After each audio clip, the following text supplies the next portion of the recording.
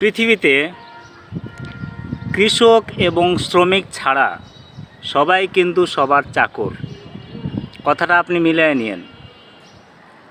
কিভাবে আমি বলে দেই, সবাই কিন্তু সবারই চাকরি করে, শুধুমাত্র কৃষক এবং শ্রমিক যারা তারা কিন্তু কারো চাকরি করে না। কিভাবে? একজন কৃষক কিন্তু কাউকে জবাবদিহিতা করতে হয় না। কৃষক সে যতটুকু কাজ করবে এবং তার জমিতে সে যতটুকু ফসল করবে সেই হিসাবে সে লাভবান হবে। কারো কাছে তার জবাবদিহিতা নাই এবং তার কাছ থেকে আমরা নেই, কৃষকের কাছ থেকে কিন্তু আমরা নেই।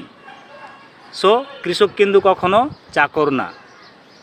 পক্ষান্তরে যারা চাকরি করে তারাই কিন্তু চাকর। এবং পৃথিবীতে কৃষক এবং শ্রমিক ছাড়া সবাই কিন্তু চাকরি করে।